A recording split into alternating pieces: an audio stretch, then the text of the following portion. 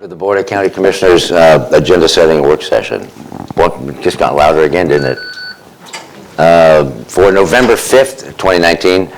And we'll start with introductions. I'm John Hutchings, the chair of the board. To my right is... Ty Mentzer, Commissioner. Thomasina Cooper with Ty Mentzer. Labanita Bomar, clerk of the board. Ramiro Chavez, county manager. And puppet master, with respect. Robin Courts, Commissioner Edwards. That's not the label that I want. And the support we have over here. Katie Johnson, County Commissioners. Megan Porter, Public Information Supervisor. Thank you for joining us. We're going to be going through this agenda first, and it kind of guides us through all of these agendas. We'll start with the agenda for the Board of County Commissioners meeting for this afternoon at 2 o'clock. And then we're going to go right into the Board of Health agenda for today. And then we'll do the next Tuesday's agenda. So looking at today's agenda for November 5th, we'll call the meeting to order at 2 o'clock. Oh, let me stop there and tell you that at 11:30 is the Behavioral Health Resources Phoenix Award Luncheon. And so I will be leaving to get there. It's only just right down the road here, the Hotel RL. So whenever we don't get done, depending on where we are, then the Vice Chair, Commissioner Edwards, he'll be here, allegedly, and then he can take over and wrap it up. I'm not going to stymie conversation, but we'll just keep things going. So we'll call the meeting to order at 2 with a Pledge of Allegiance led by Vice Chair Gary Edwards. And you want to talk about that now? Yes, Commissioner. On your presentations, you have a proclamation for the local Veterans Post 318, where the color guard is going to be coming related to this proclamation. I was hoping that perhaps they can come with the color guard prior to the Pledge of Allegiance, and that will be a nice setting before the Pledge of Allegiance with the color guard marching in. That'd be perfect framing it up. And then approval of the minutes, I'm sorry, today's agenda, and then approval of the board meeting minutes from October 22nd and October 29. Then we move right into presentations, and the first one is proclamation for Ira Cater, the VFW Post 318. Yeah, Mr. Ken Wasinski, the commander of the color guard, will be here as long as with the color guard members, as well as Miss Amy Buckley. She is the commander of the post.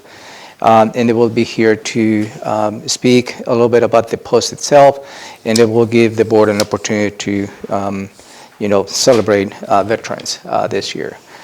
Just to let you know that Ms. Amy Buckley, the current commander, is the first female commander on the 99 years of existence of this post. That's pretty cool.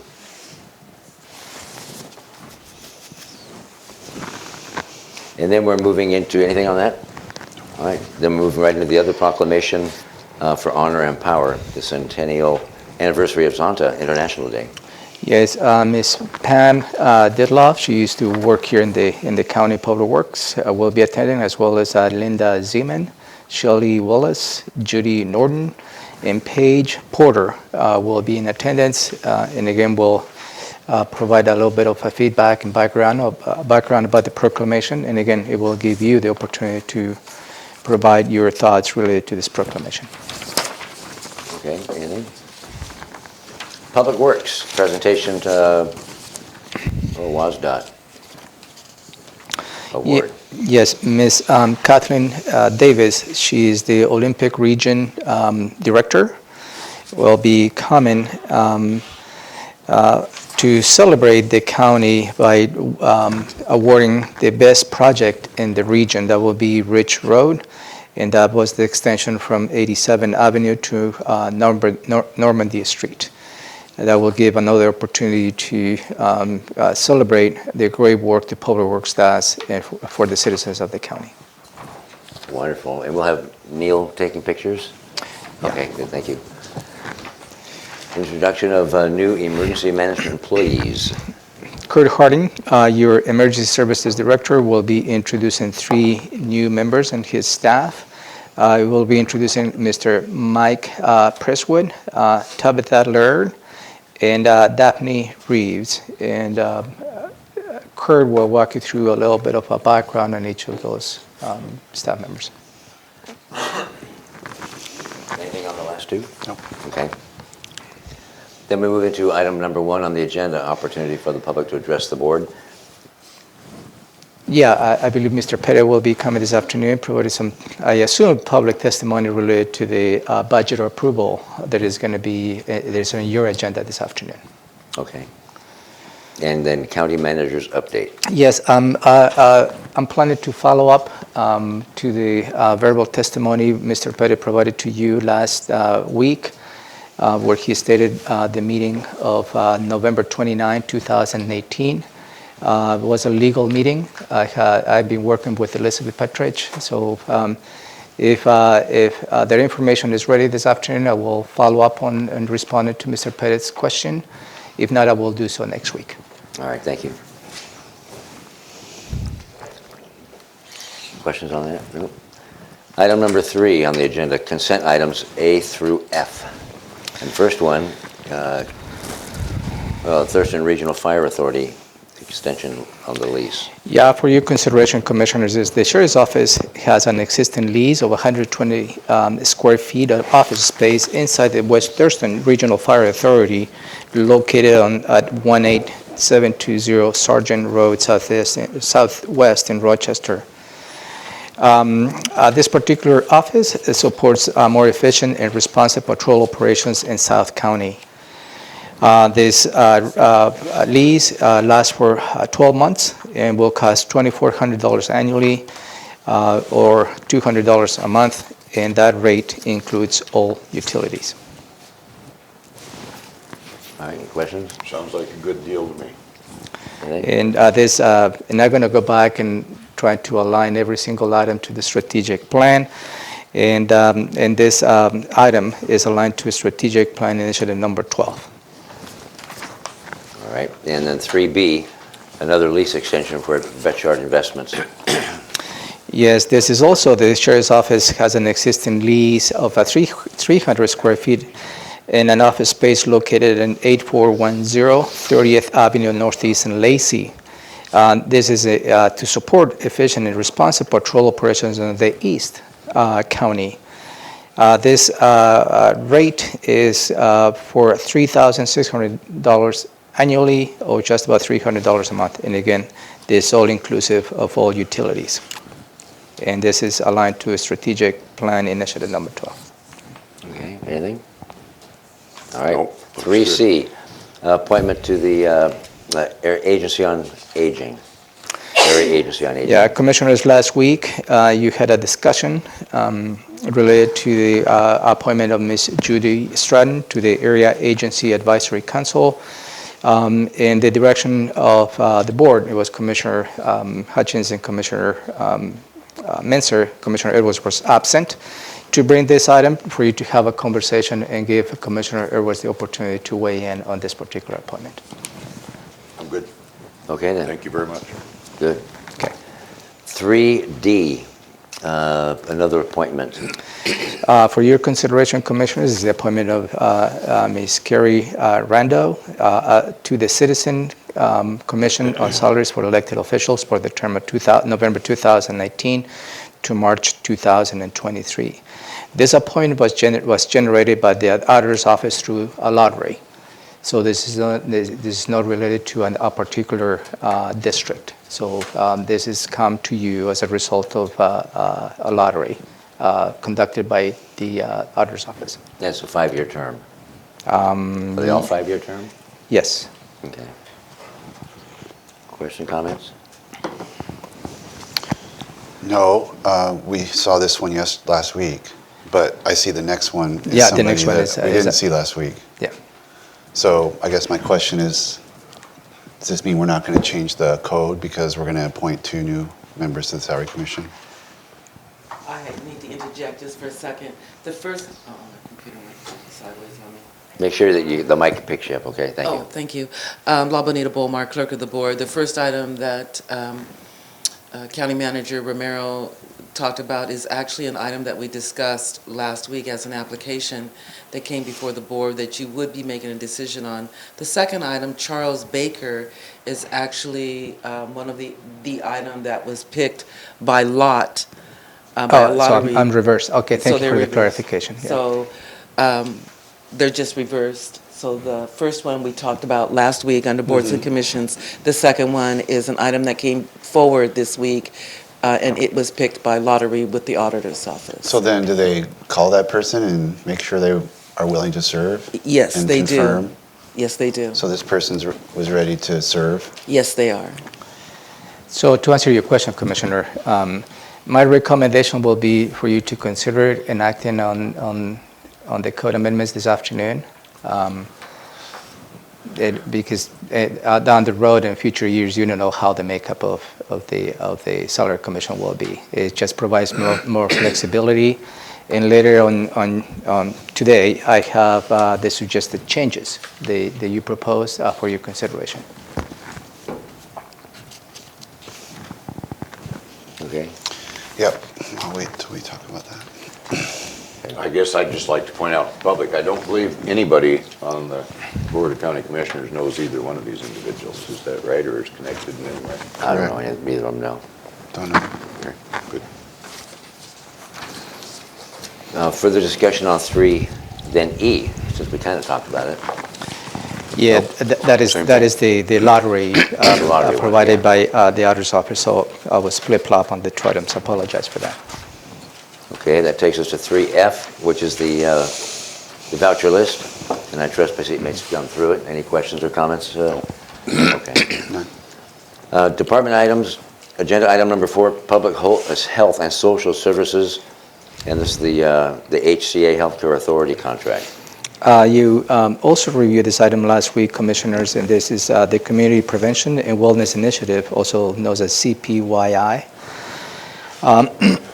of the Washington State Healthcare Authority. HCA provides resources and support for youth substance use prevention in communities across the Washington State. In the first half of 2018, Thurston County Public Health and Social Services became the contracted fiscal agent for 2 communities, coalition sites. One is the Bucota Tenino Healthy Action Team, also known as the BDAT, and the other one's in Tumwater, labeled as HOPES. In this particular agreement is to receive additional grant funding to continue to provide the fiscal agent services to those 2 organizations. The total cost is maximum amount is $441,500, and this particular contract will have a duration of July 1st, 2019 to June 30th, 2021, a 2-year period. Okay, questions or comments regarding that? That's pass-through funding? Is a grant, yeah. And this item is aligned to the strategic plan initiative number 1 and initiative number 2.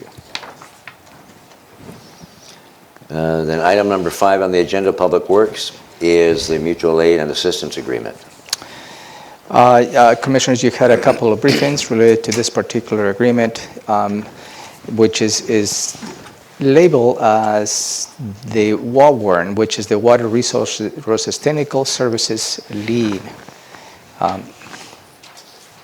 It's a mutual aid agreement between all the different jurisdictions. This particular item doesn't have any dollar amounts associated with this action.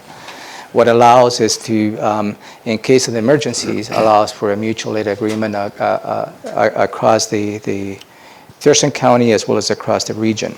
Right now, we have close to 140 active members on this particular network, which includes the City of Lacey, Tumwater, Puyallup, as well as the Thurston County PUD. You had a follow-up conversations on that related to the agreement itself. Staff provided the answers to those questions, and at this point is for your consideration to authorize getting into this agreement. One of the questions was yours, wasn't it, regarding emergency management Yes. and coordination? And I'm satisfied that Kurt is aware. That was provided. They reach out to Kurt, I believe, and he doesn't have any issues with Okay. this agreement. Questions or comments on that? No. Okay. Nothing more? Well, I guess this is just a step in the right direction of prior planning, so that when we do have a sad incident, that we don't have poor performance. Okay. Agenda item number 6, CPED, Community Planning and Economic Development, setting a public hearing.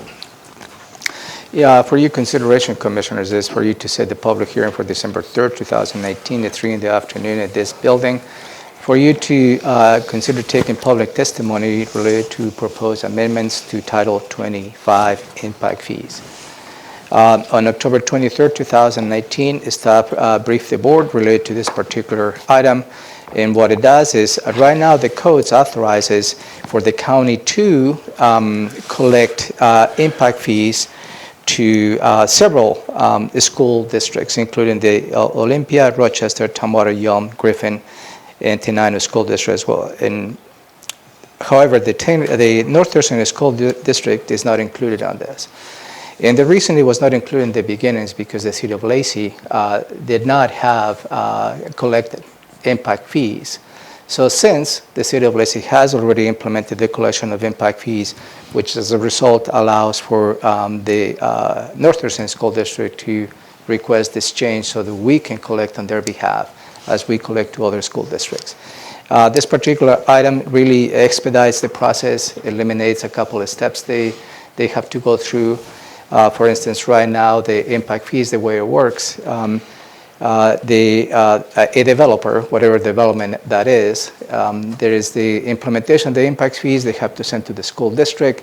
The school district have to weigh in the pros and cons, and then they have to come back to the county with a form saying they have accepted that. At that point, we collect that into the file and we issue the permit. That process is going to be eliminated, which I think is going to streamline the process. Okay. And if my seatmates have any questions on that, Jennifer Davis is in the house. Yeah, Jennifer Davis in the house. Any questions on that? No, I just remember the discussion, and it was essentially, I may get this wrong in the detail, but it was essentially that the fees were getting collected. It was just through a much more cumbersome way of going about it, and it didn't make really any sense. Yeah, it benefits the school district. It also benefits the developer in terms of the streamlining the process as well. Yeah. Okay, anything? Okay. Now the fun begins. Agenda item number 7.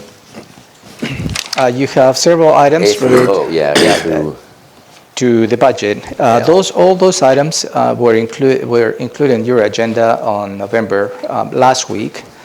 And since it was only 2 commissioners in attendance, you decided to bring this forward to this week to allow Commissioner Edwards to be part of the approval process. And each one requires an action and a motion individually, not consent. Can't be done on consent. So it requires an individual vote, and it was a little bit of a change. Even 2 years ago, most of those, it was done in a bundle. But I think by splitting all the many different ordinances, items, it provides the commissioners to weigh in, provide perspective, and perhaps reflect on the budget process you went through with the staff in the last 2-3 months. Item 7A is a resolution related to the comprehensive plan for 2020-2025, also known as the Capital Improvement Program. 7B is for you to consider adoption for the midterm budget adjustment for the 6-year transportation improvement plan. Item 7C is adjustment on the budget for the cost allocation plan. Item 7D is resolution amendments to the county equipment rental and repair and associated changes on the list. Item 7E for your consideration is to change the budget to have all the changes on position control and job classifications. Job classifications is the creation of new positions. Item 7F is the midterm adjustments for setting the salaries for next year, some of the changes associated with that. Item 7G is the operating midterm budget. That's the operating part of that, of the budget. 7H is the capital budget midterm adjustments. Item 7I, and that is establishing a specific fund for parks As you may recall, it was a conversation, they moving some of the funds around to have a dedicated fund for parks. Really is going to help the M&O funding for the Parks Department. So I have a question. Yeah. So we had talked about, the commissioners' decisions and embedding them into this, broad budget that we were presenting, and that was fine. I was going to, go along with that process. But since these are all broken out, I guess I have a question. Since all of my objections to the decisions fall within E, is there any procedural issue if I were to vote no on position E, or is it all somehow connected in a way that I'm not understanding? So in some of the decisions that you made on some of the positions, it was the majority of the board, as you stated. But I can probably go back, and I think you supported a position within that conversation in the sheriff's office. It was I believe, the public records. Firearm background checks, I think. Background. One of those positions, administrative positions, it was, I believe, but I can go back on the vote just to give you a clear perspective.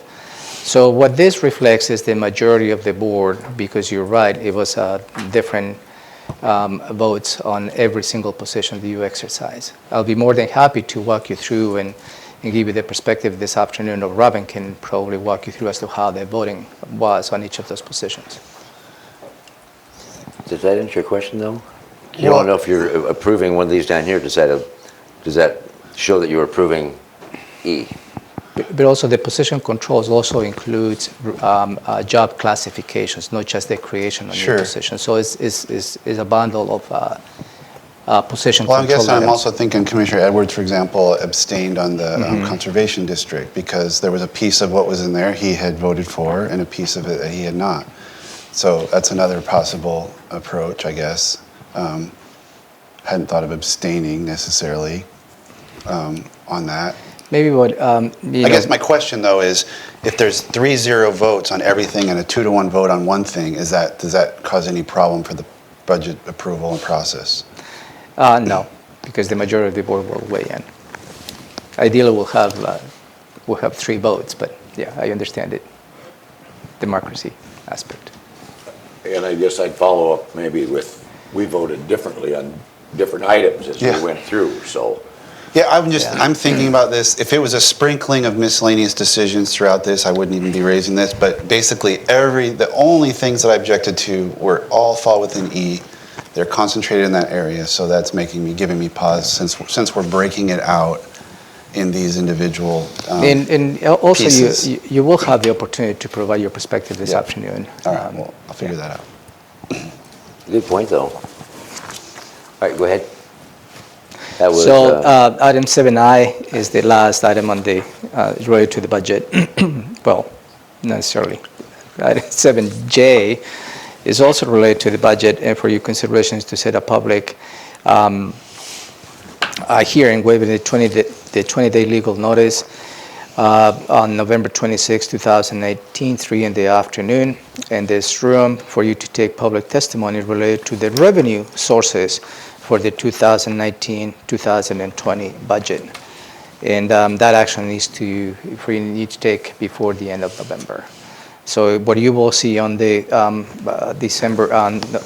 November 26, you will have 2 actions for your consideration. One is to close the public hearing, and the other one is for you to consider approving the revenue sources for the upcoming budget. all right. K.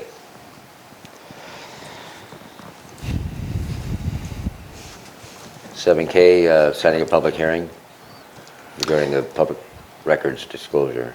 Yeah, this is for your consideration, Commissioners, is for you to consider setting a public hearing for Tuesday, December 3rd, 2019, 3 in the afternoon in this room, Building 1, for you to consider public testimony on proposed revisions to the Thurston County Code, Section 2.130.010.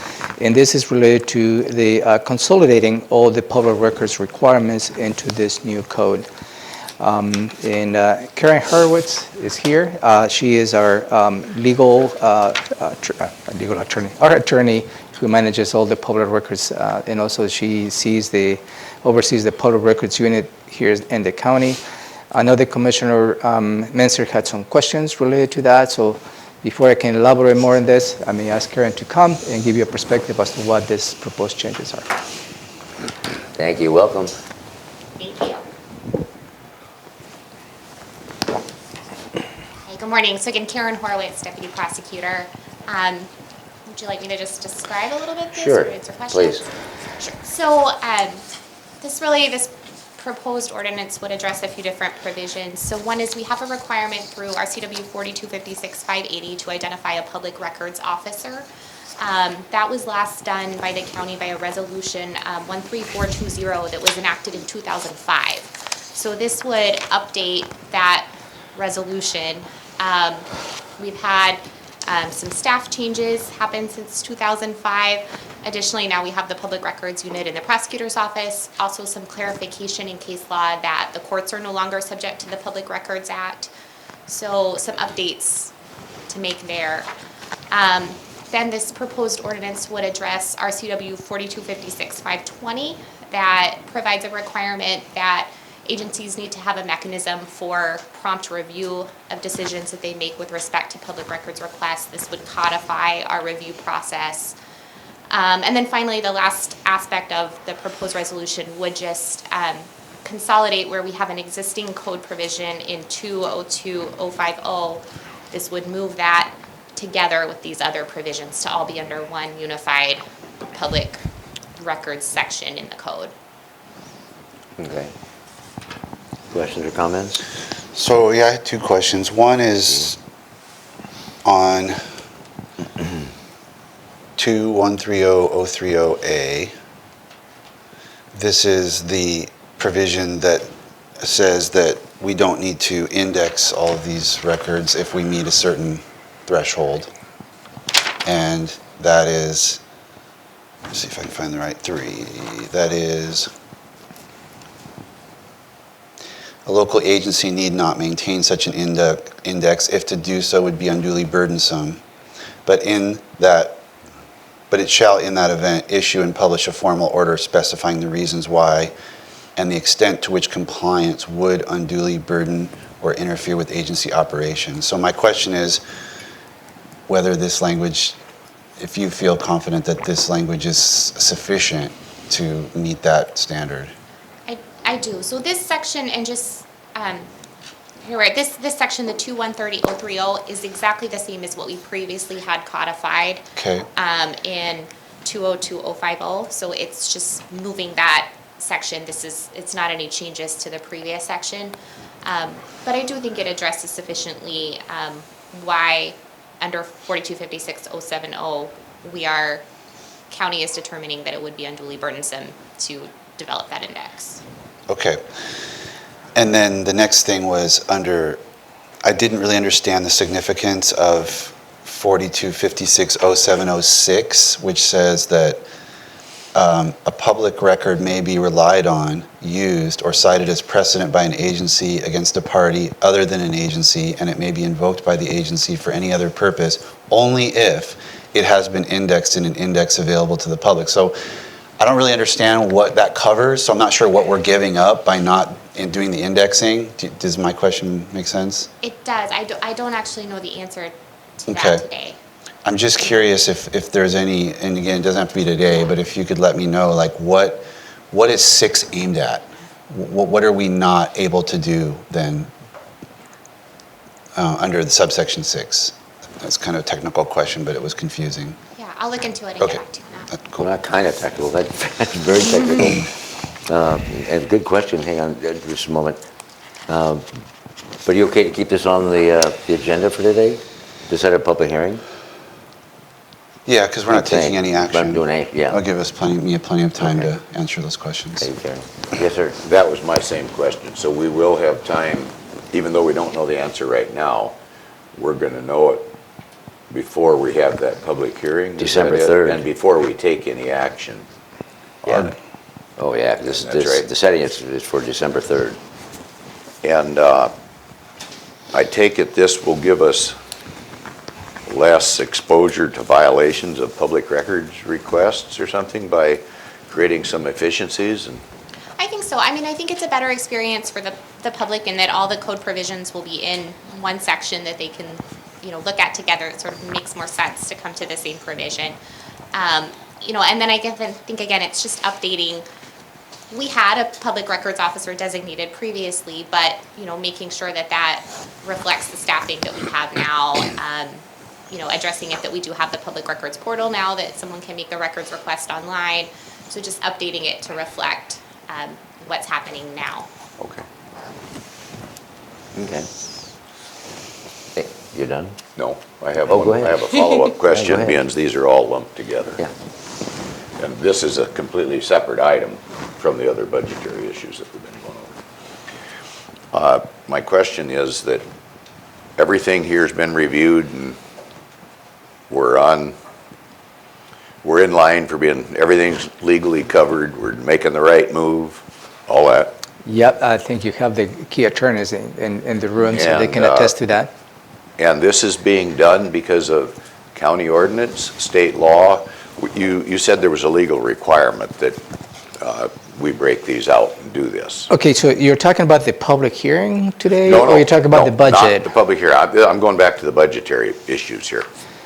Okay, so you go back to that. So what is your question, I'm sorry, related to that? The legality is a requirement by state law that Well, we break these out and do each one of these? No, By no. county code? No, it's just a way for you to exercise individual voting on each of the items. Okay, Because 2 years ago, if not more, we used to just bundle yes, everything into a single action. And it didn't give the opportunity for you to exercise your vote on an individual basis. So this is really what is an attempt for you to provide a perspective on each of the items, and perhaps you exercise your vote as you may deem appropriate on each of the items. although on any of these, that we may have voted different than our other seatmates, that's still a public record when we took that vote, right? So if Yeah, there's any concern about how we voted or Yeah, did not vote, every is already on record. every single vote, every single decision that you took during the budget deliberations is being Okay. recorded. Yeah. Okay, that takes us to L. Thank you, Karen. Thank you. Thank you, Karen.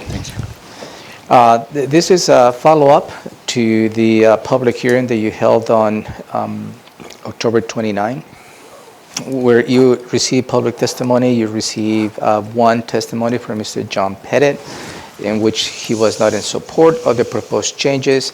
The proposed changes is related to the Thurston County Code 2.118080 related to the Salary Commission. You had a conversation on this, which you decided to delay your action. So here's for your consideration to take a formal action on the proposed changes. And also during that conversation, Commissioner Menzer offered an additional amendment to that.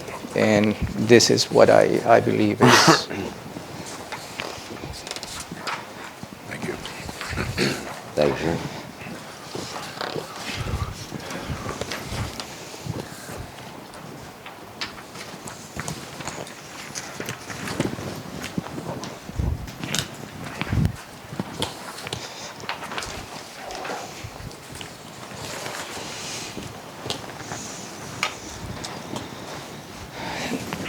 So the initial proposal under 2.118080 item A deletes the reference to RCW chapter 42.42 and adds RCW 42.30.035, and that is more in alignment to the changes on RCW.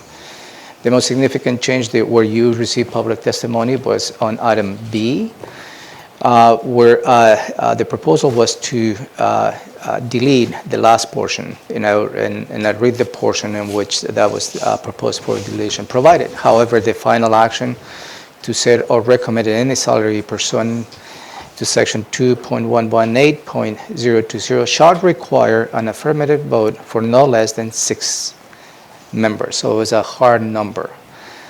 The proposal, they also included, leading to the public hearing, there will be a majority of those present will be required as a recommendation for the Board of County Commissioners. Commissioner Messer, I believe, had a concern of eliminating the supermajority aspect of the vote. So I think I capture Commissioner Messer's concerns. So the proposed language reads as follows. On item B, a majority of the appointed members shall constitute a quorum for the purpose of conducting meetings. To take action at a meeting, an affirmative vote of no less than 60% of those present is required. So, and that's what I wanted to follow up on. So if you run the numbers, most of the time, a majority of a quorum is also 60%, but there are at least 1 or 2 examples that we came up with where it wouldn't be. And I just didn't want the public to think we were trying to reduce the burden, the supermajority burden. It's not the intent of any of this action. Mm-hmm. So I just thought by putting it in there, it helps folks know that we're trying to just let the board operate. We're not trying to reduce the burden of it. Not manipulating it. Manipulating Yeah. it's not the burden of proof, but whatever you call it, the majority requirement. So 60% would be 6 out of 10, but if there were 8, 5 out of 8 wouldn't cut it. You'd need 6 out of 8. You know, depending on what the number that we're voting, it could matter. You have something to add first? Yeah, and I think that it does allow for flexibility in terms of the boards, the members present in every meeting, but it doesn't take away the supermajority aspect of the voting. So this is the proposal for the board, and I would like to hear a concurrence or not, or changes, whatever you'd like to see. Go ahead. So on that remote occasion that we didn't have the right amount there, 58% wouldn't cut it. That's what you're saying, right? Mm-hmm. If the vote penciled out that way. Mm-hmm. Okay. Having proposed this, are you confident this addresses that concern? Your concern? It does. I mean, it's allowing us a quorum to act, which we don't have right now, right? Yeah, for instance, right now is 5 members who have been attending the meetings. We have a hard 6 that have to vote in Yeah. affirmative. Right. I mean, right now, it's not even a super majority. It's like a super majority Yeah. because it's, So as the number shrinks, it still needs 6 votes. So in this case, Percentage rises. if the board approves this proposal, on the current 5-member committee, it would require at least 3 votes to pass. That would be 60%. Yeah, it wouldn't change that, but it would allow 5 to vote. Right. So, I mean, again, we have the 2 new people, but I think that this is okay from my perspective with that amendment. Go ahead. Is there any kind of a time element issue involved in doing this now? Yes, because the Salary Commission is waiting for this action. Then we'll allow them to hold a public hearing on their proposed recommendations to the board. And that recommendation needs to come to you, and you need to take an action before the end of the year, which I'm hoping to do that on December 10th. And that was brought to our attention by Ruth Elder Yep. at a testimony here. Okay. So thank you for this. It makes perfect sense to me. And so you're looking for a thumbs up, Romero? Yes, yes, yes. So Okay. for your consideration this afternoon will be based on those proposed changes. So that is L, adopting an ordinance to amend Thurston County Code. Okay. Then we move into the laundry list of wrapping things up at the end of the BoCC, and then at 3 o'clock we move right into a hearing on Public Works amendments to the storm and surface water utility rates. Yeah, Commissioners, for your consideration is for this public hearing is for you to take public testimony and propose changes to the Thurston County Code Chapter 15.06 that is related to the storm and surface water utility rates. You had a couple of briefings related to this proposal. The main intent, the main purpose of this change, the objective, is to eliminate any misunderstandings that these fees will lapse at the end of 2019. That is the main purpose. But along the way, staff saw the opportunity to clarify some of the definitions, along with other providing clarifying elements as well. Some of the clarifications on the definitions was related to the commercial and industrial definitions, also changes to the definitions of to public works. That was now the utility is reporting to. Also provided clarifications on the vacant properties. Again, clarifies the lapsing of the 2018 fees. Also added a report requirement that needs to be submitted by the lake management districts, and also provide clarification on some of how the rates are allocated to private roads when those roads are not necessarily having an ownership associated with that. And again, for your consideration is for you to close the public hearing. However, the final ordinance agenda will have another action for your consideration, whether you'd like to approve those changes depending on the public testimony that you may receive. And again, this is just an option for you, not a requirement. Right, we have Water Resources Program Manager Tim Wilson here, if you have any questions of him, do you? Not necessarily of Tim, but I do of the county manager. Okay, let me ask you, do you have any questions of Tim? Do we have written comment at all? Okay, come on up. Tim Wilson, Water Resources Manager. As of 7 a.m. this morning, no written comments. And this is the one that has that piece, that final piece about the reports on lake management districts, is that right? That's correct, and Okay. I am anticipating, of course you never know with a public hearing, but I am anticipating some steering committee members coming this afternoon in support of the language. They do see value in that, so I Okay. anticipate seeing them here. Okay, go ahead, Gary. When we close this public hearing, is there a time frame issue or something that you would see needed that we move forward with something right away, or are we going to have time for discussion at a later date? You always have that option. The only perhaps time frame will be for you to enact on those changes, proposed changes before the end of this year, because that is the critical piece of this proposal, is to eliminate any confusion related to the lapsing of those rates by the end of this year. So as any public hearing, I will give you the option to obviously close the public hearing and the option to enact on these particular changes, but if you feel that is not timely, you can always delay that. And if we have any concerns about any one of these particular portions of this 1506 that we don't agree with, we have to vote against the whole thing? Is that what it amounts to? A good clarification. Let me take you, for instance, on the previous item, Okay. on the salary commission. Okay. There is a proposal that goes for public testimony, and the public provide testimony on that proposal. Based on the testimony you receive, the board has the option to change, modify, or not adopt any change associated with any actions that you have. So as you exercise this on the changes after the public hearing on the salary commission, you do have the option to exercise your vote in any particular changes within the proposal. So it's not a bundle. It always gives you the opportunity to work with your seatmates as to what changes you would like to include and what changes you don't. Okay, Good. thank you, Tim. Thank you. And after that public hearing, then we move right into the Board of Health this afternoon. meeting, starting at about 3:30ish.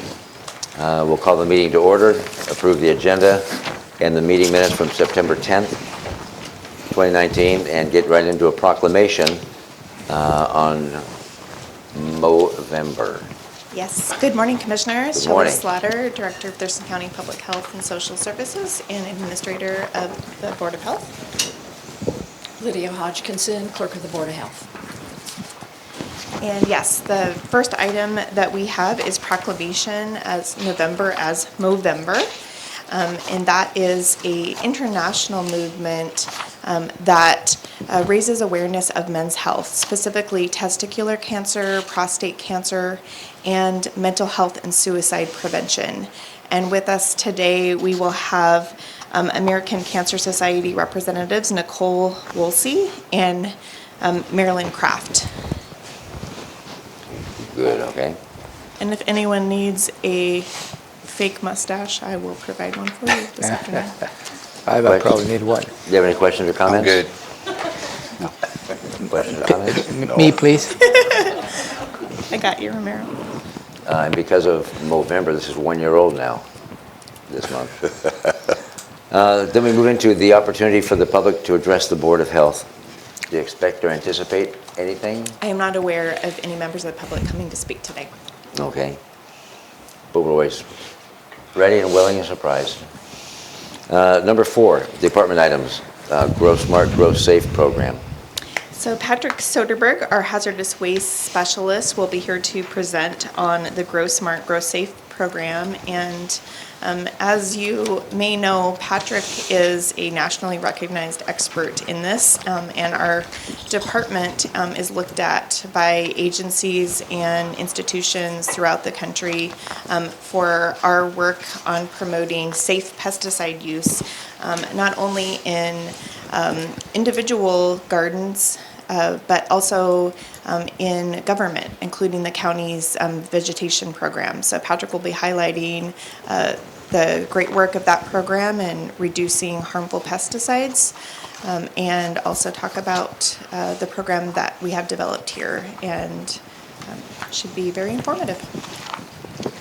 Questions or comments? No. Regarding that, anything? No, sir. Well, we're moving right along. Vaping. Yes, so Kateri Winzit, our education and outreach specialist and expert in vaping and tobacco prevention in our department, will provide the board and members of the public an overview on the health risks of vaping and provide an update on what the state has been doing in terms of reducing vaping amongst youth and recent vaping-associated pulmonary injuries. And Dr. Wood will also be commenting on that. And did you hear the news this morning? On the news, there was a gentleman from Washington, newly married, and he and his spouse went to Oregon, and he was vaping and died.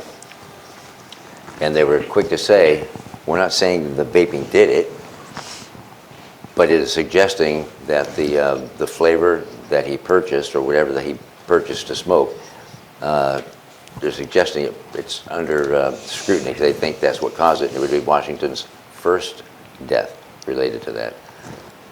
Yes. But we'll have to wait and see what happens, what the coroner determines. Yes, we're very concerned about the increase in cases and potential deaths caused by vaping, and working together in partnership with the State Department of Health to reduce vaping and share with the public what the dangers are. Any questions or comments on this? No. Do you? No. Terry did a great job last week in a briefing for us, too. Wonderful Yes. job. She After did, that thank you. hour-long briefing about lung injuries, and that evening, a friend of mine who just had a granddaughter handed me a cigar, celebratory cigar, and I wasn't going there.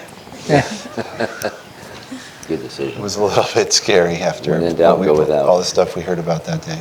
Yes. Then we get into department item number 6, The board will share our health-related activities. You can share that story again.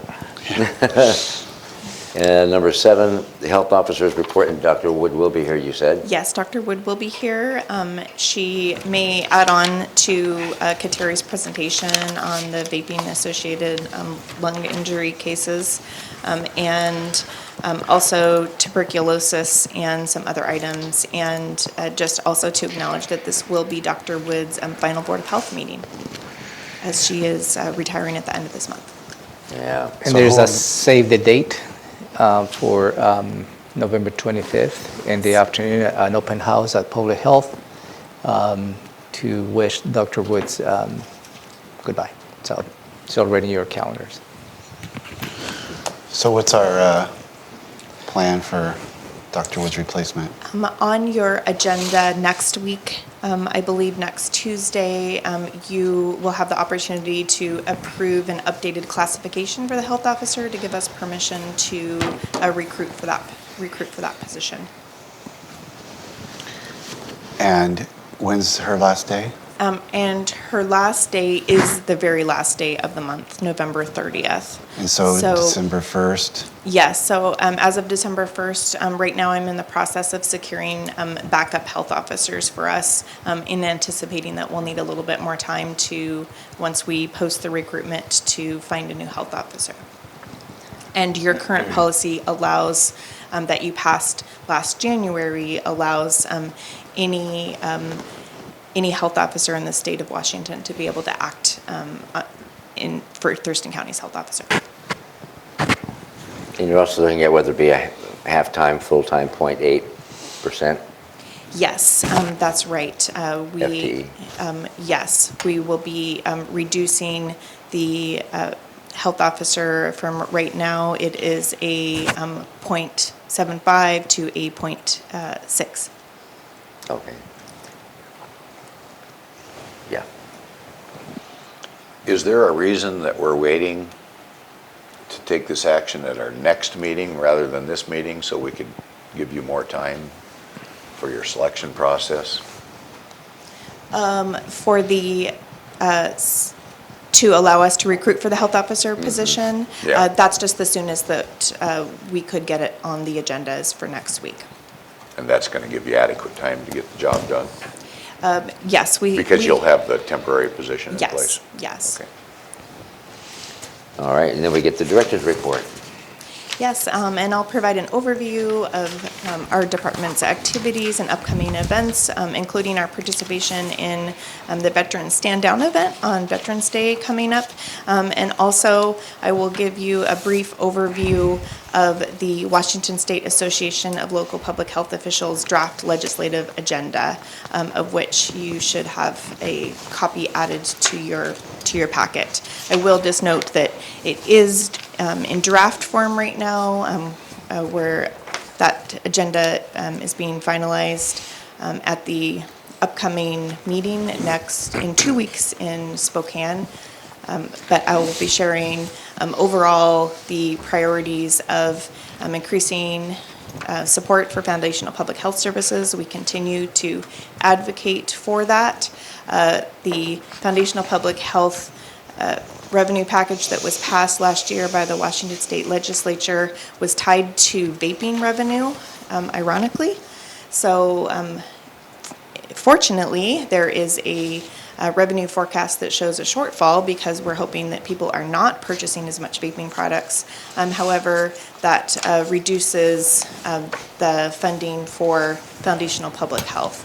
So we're going to be advocating for continued funding for that, as well as Group B water system funding, and also for legislative action on the vaping, the vaping issue, because the Washington State Board of Health's rule is only for 90 days, and we'll be asking the legislature to take action this next session. So that thus far, there may be more things added as session approaches. But okay. Anything further? So it looks like we're going to have less revenue because of the hold on vaping sales. And that's going to cut that revenue down? Is that what you're referring to? Yes, Now, that's correct. and even though citizens are going to be able to go to tribal vaping stores and make any purchase they want, is that right? They're not obligated to follow any of this? I'm not aware of what the specific tribal law or policy is around the sale of vapor products at this time, but I can And get that information. do we collect any tax from anything that they might collect at their store? Does that go into that revenue stream? I am not certain of that. Would you happen to know that, County Manager? Not at this point, Commissioner. I can certainly explore that for you and get back to you with that Okay. answer. You want to know if the tax collected by tribes, if we get a piece of that? Yeah. If they're all going to go to the tribes for purchase rather than our retail outlets, are we going to get any of that? That's kind of what I'm looking for. Just a yes or no. Well, I know, but I think it's an obvious answer. I don't know that it is for sure. I mean, I Well, know if- there's issues involving alcohol in which they do or don't. and- Any transactions within the trust lands of the tribes, any sales tax, we don't get any benefit from the sales tax. There's So no get- sales tax. Okay, we Is get that no what you- benefit. That's, Yeah. well, I guess that's the answer I'm looking for. Okay. Thank you. I thought you were asking a little more specific, sorry. You what? That's I fine. thought he was asking more specific. That's it then. Any other questions for public health? Nope. Thank you very Okay, much. Look thank forward to very seeing you this much. afternoon. See you this afternoon. We're going to jump right into the Board of County Commissioners meeting for November 12th, for next Tuesday, because it looks very thin at this point. We'll call the meeting to order at 2 o'clock, and the Pledge of Allegiance led by Commissioner Menser, then approval of the agenda and the meeting minutes from today. And the first presentation is Superior Court, Thurston County Adoption Day Proclamation. Yeah, for your consideration, Superior Court Administrator Pam Harmon-Bayer will be here for you to consider to proclaim November 21st, 2019 as a National Adoption in Thurston County. National Adoption Day in Thurston County. Okay. Anything? No. Okay. Then an opportunity for the public to address the board. We'll see what we get when we get there. County Manager's update. We'll follow up on any updates that need to be followed up. And agenda item number 3 says consent items A through B, but it's actually A through C. Actually, it should be A through D because we need to add another item. We'll get another one, D? Okay. So And the first one is the work summary, work Yeah, session work summary. summaries in 2019, several dates for you.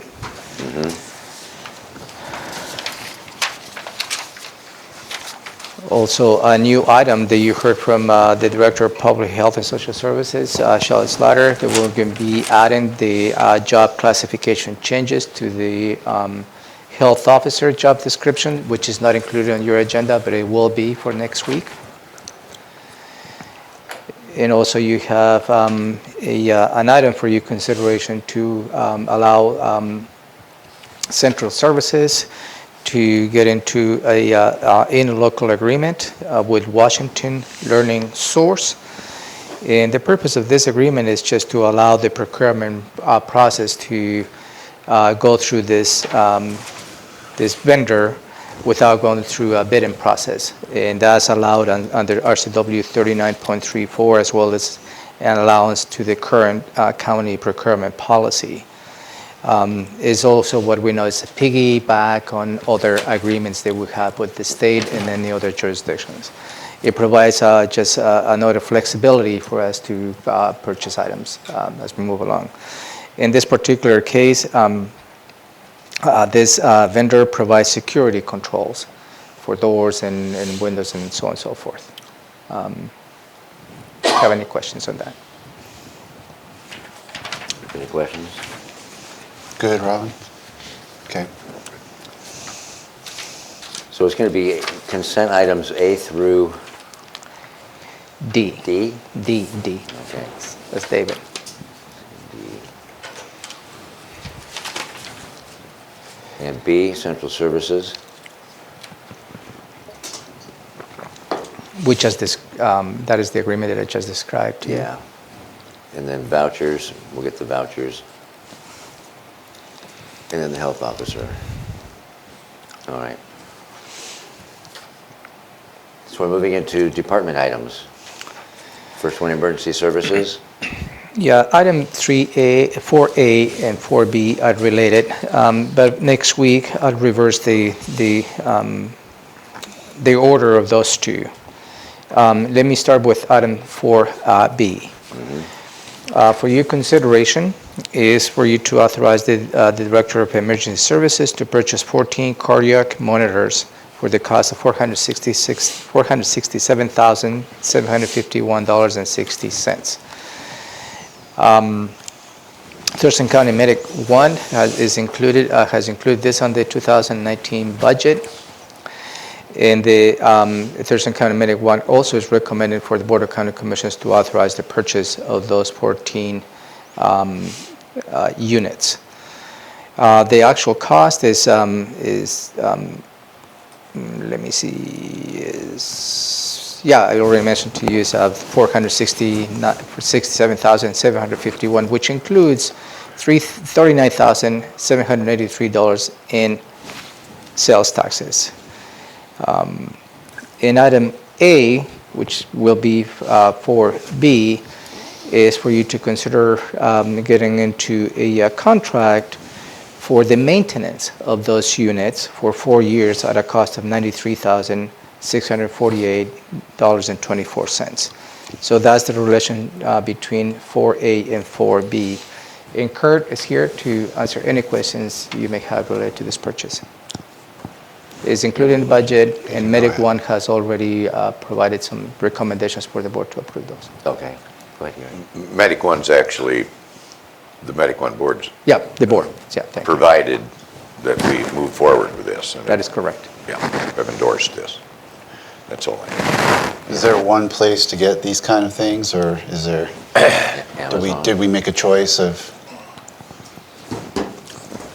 Actually using a state contract. what we're buying? Kurt Harden, Emergency Services Director. There were 2 vendors that we put through a pilot program.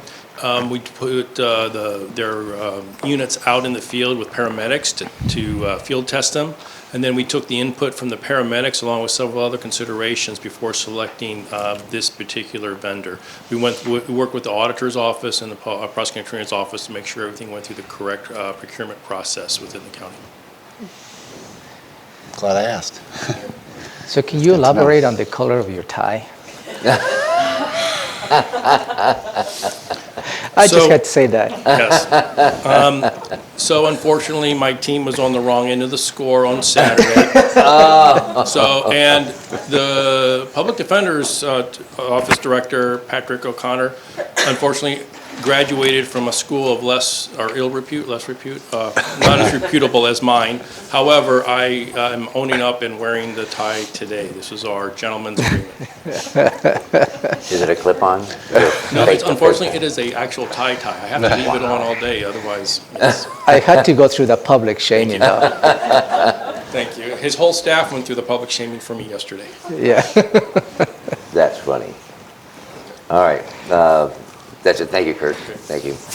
Moving on to 4C, and that's a contract for Homeland Security grant. Yeah, for your consideration, Commissioners, to authorize the Director of Emergency Services to accept a grant from the Homeland Security. And this grant is for $301,897. This grant is intended to invest in, to build, sustain, and deliver the core capabilities essential to achieving the national preparedness goals from Homeland Security. Thurston County Emergency Management is the coordinating agency for the Homeland Security Region 3, and which includes counties and cities and tribes from Grace Harbor, Lewis, Mason, Pacific, and Thurston counties. And again, this is to accept this grant, and at this point there is not a much requirement on this grant. It's a pass-through to provide services. Any questions, comments? No hidden strings that we need to be aware of? no hidden strings to this grant that we need to be Well, mindful of? any federal grant has specific federal requirements, but this is, we have been receiving this grant for many years, so the staff is more than capable to meet all those requirements of the grant. No new or additional requirements than previous years. If that answers your question. Okay. Agenda item number 5, CPED, Community Planning Economic Development Comp Plan Amendment.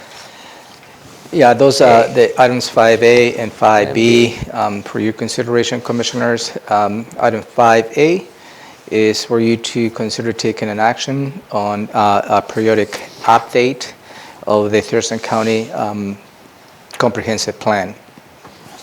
This particular update amends chapters 1 through 10, as well as chapters 12, the glossary, appendix A through F, and related maps.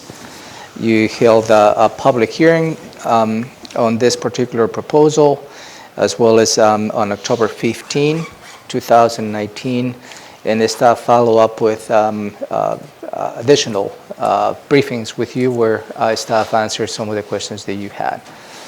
Jennifer is here if you have any additional questions related to this particular proposal. All right, takes care of A. And item 5B related to the same comp plan amendment, and this is related to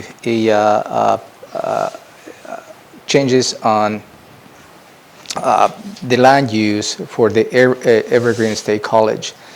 The Evergreen State College is an applicant submitted a request to change the land use of 999 acres they currently have. This is encompassed to what they own. There is not an extension on the land use, which is located on 2700 Evergreen Parkway Northwest. The proposal, which is for your recommendation, is to change the Rural Residential Resource 1 Unit 1 per 5 acres, also the RR 1 per 5, to a major educational institution. And again, that was part of the periodic update that you received public testimony. You also received additional briefing related to this particular proposal.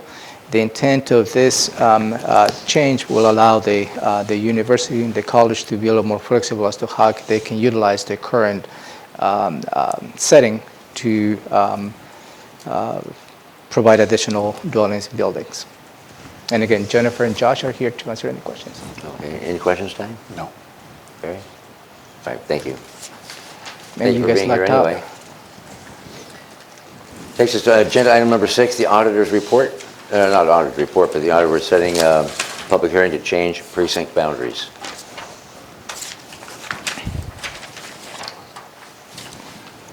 Let me get caught up with you. Hold on a second. Yeah, the auditor has requested for you to set a public hearing for Thursday, December 10, 2019 at 3 in the afternoon for you to take public testimony in this room at 3 in the afternoon for proposed changes to precinct boundaries. That's more of a procedural aspect. The auditor goes through on a yearly basis. What I will ask is for you to consider setting this public hearing, but I will have the auditor's office come and give you more details as to what these changes are for you before you hold a public hearing. So this is a brand new item. They came to us in the last 2 days, which has allowed them to go through the time constraint that they have. And again, if you have this set the public hearing, I will make sure that you will have a briefing from the auditor's office where they will walk you through the specific items of the precinct boundaries. I remember we had something like this earlier this year. You're right. Yeah. And so was that just, they were late on that one from No, last year? Or? it's a follow-up, and they go through those boundary changes every year, and depending on elections and the population and everything else. I'm not quite sure what the dynamics of those changes are, but certainly the auditor's office will come here hopefully next week, Tuesday morning. I'm sure they'll explain it. Yeah. Okay. Anything? No. And then finally, agenda item number 7 is the wrap-up. Yep. All of our stuff, and we're done with that. It being almost 10 after 10, we're going to go ahead and take a break for staff. We'll be in recess for 10 minutes, and then we'll be right back. So we'll be back at 10:20. Thank you.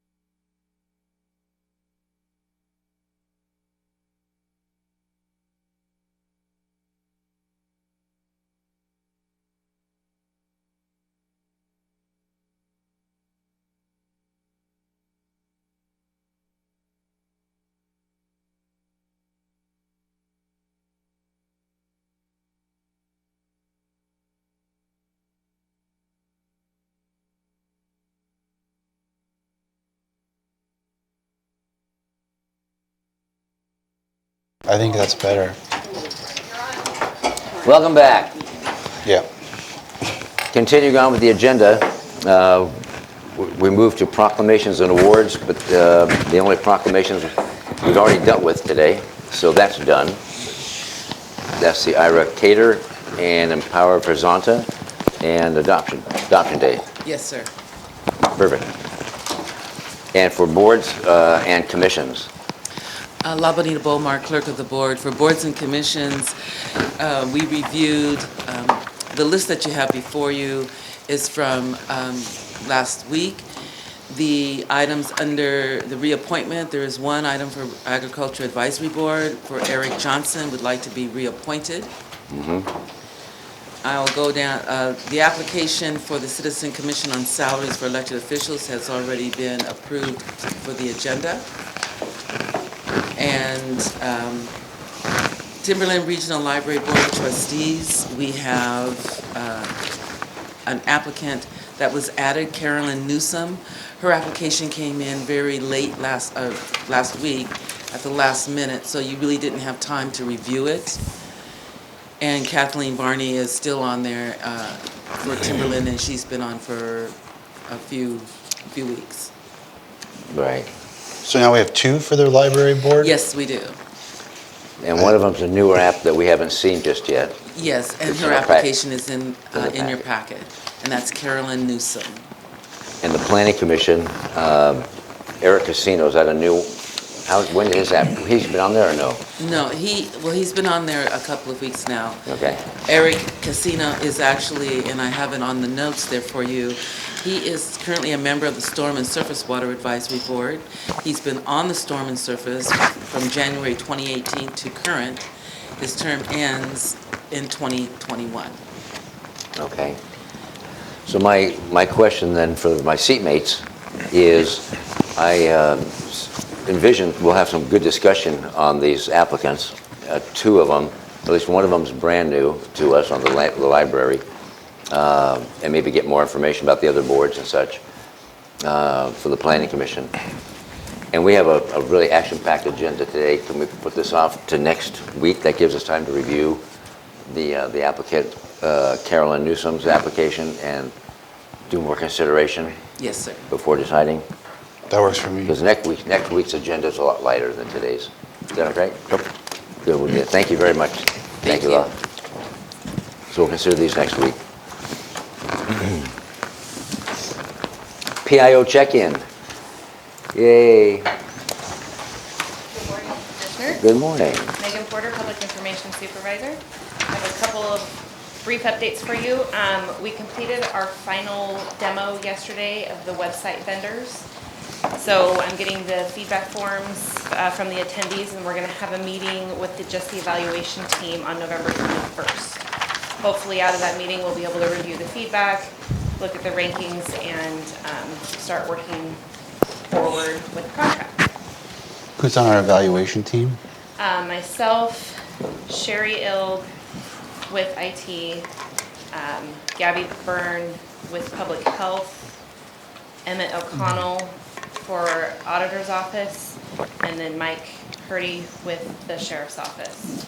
I feel like I'm missing one. There might be another IT and I can't remember it. Sounds like you're in pretty good hands. Yeah, so we have all the bases covered. And then I met with Deb Bensel with TC Media last week to talk about this room. Let her know that we're working on a project with IT. She is comfortable with us moving forward with a meeting with the potential vendor to see what the options are and how we can make sure that those interact with the broadcasting aspect of it. So that's moving forward. Does that have something to do with the, I don't want to say blackout, but the blackout that we had a week ago or two, where the sound was coming up, but there was no television? Hopefully those types of things will be fixed with an adjustment of this room. Okay. Yeah, it'll make it easier where we won't have to set up all these microphones for work sessions. There'll be microphones in the middle of the ceiling, and it'll just pick up on who's talking. And So we just have to do so that? it'll be, yeah. So it'll just be a much easier, more receptive microphones, not having to pass them all around, Yes. those types of things. So we're Like working towards professional, that. yeah. Much more professional. And then when I was meeting with her, I found out we've also used all of our hours. This is the first time we have ever done that. Really? Yes, so we're not scheduling any additional special projects for the rest of the year. I would say, is that a good thing, that we used them up? Well, it is. We usually have a lot left, so That's it's great good. that we've been Yeah. creating all of these videos. So no more special projects for the year, but everything that's already scheduled is going to move forward, and we'll finalize that. And then I'm just continuing working on the citizen budget book to try and have a draft before Thanksgiving. That's coming up. When are we doing this kind of usually falls into your thing because of promotion, but when are we doing our next out of, meeting off It's site? January. Oh, okay. 20-something, 26th, I think. believe. We talked about November, but it just wasn't a good It date. wasn't gonna work. Okay. Yep, so we've moved it to January, and it's going to be at the Washington Farm Bureau On Carpenter building Road. on Carpenter. Oh, yeah, I know that building. Yeah, so we'll begin promoting that closer to the beginning of the year. Okay. Okay. Questions of Megan or PIO? I am kind of curious about the parking at the Washington Farm Bureau. Do they have adequate parking? Oh, good grief, yeah. Oh, Yeah, but if you go Sufficient, below, yeah. yeah, you don't see much Okay, from the good. street, but below they have Huge quite a parking. bit. Okay. And it'll be after hours as well, so there's staff will be there. Right. More sufficient than the courthouse. Okay, good. You may have a decent attendance since it's close to the potential homeless mitigation site that we're, transition center that we're Transition contemplating. center, yeah. I have a question. When does Brian Dominique return? Next Tuesday. A week from today. Oh, wonderful. He's been gone for some time. Good. Nice to have him back. And my other question, you've already answered that. Anyway, thank you. Thank you. Now, legislative update. Yeah, this is this is the final legislative agenda for Thurston County. This is reflects the comments you provided last week. No action is required for you at this point. Just to let you know that we canceled the legislative breakfast that was scheduled for next Tuesday, November 12th. We just didn't have enough legislators to commit to for an attendance. And it was at least a concern that perhaps we're going to have one or two legislators and maybe 20 county employees that really doesn't resonate very well. So we canceled that, and we will start distributing our legislative agenda as we move forward on this. Okay. Questions on the agenda? So just Priority, rather. throwing this out here, I know we took out a piece about parks impact, and a citizen who was presenting something completely unrelated, actually, one of the things attached to what he submitted to me was our 2018 legislative priority sheet, which had a section on county financial sustainability, and it was quite a bit more specific. And I don't know if there was a reason why we kind of kept this simpler and more vague than the more specific language that we used in 2018, but Yeah, in 2018, there wasn't a specific bill. It was House Bill 2006. so we were tracking that. There was a bill. specific as to what that bill is going to do. So we took pieces of that and included in here, along with, considering eliminating the 1% property tax cap. That's probably what you've seen. It was a little more specific. Well, they mentioned, actually, in a sense, it basically said, we need more tools. And it basically tracked all the different ways that cities can raise money and basically said, we should have those tools. Business tax, utility tax, this kind of tax. And basically said there's no, and it actually had some bullet points. And I was just curious if there was a good reason why we phrased it this way. If not, I can provide that. But if there is, then there might be a strategy. I know we talked about the strategy. This is a short session. Yeah. We want to focus, kind of narrow our scope of our requests in a sense. But And I think this, as you know, is a heavy lift. I know, yeah. I understand. And certainly we can. My suggestion will be for the long session, if there's some legs related to any particular bills related to this item, that we can probably reemphasize next year. But I guess, is Deborah the one that kind of dials in the language on these yeah, priorities? she is part of the review. She would have access to our She has previous access. Yeah, iteration. Okay. she is well vetted into what we're looking for. I will rely on her. So I think that part of our strategy is to get it shorter, because if you look last year, it was a two-sided with not a whole lot more items on the list. We went way more in depth. We're trying to make it easier to read. And the shorter these are, the more likely they'll get read. Okay. On our judicial impacts to Thurston County, are we tracking this latest case that the court is hearing now, the tunnel case? Are we keeping track of that for actual impact? I mean, it's a good example. It's got a lot of statewide visibility, and if we could point that out and have a pretty good handle on, here's just one case, this cost X. Yeah, I know the Superior Court and the clerk's office are tracking all the expenses, all the time associated with this case. Go ahead. I would just say for the people at home watching, they may not know what you're talking about in the tunnel case.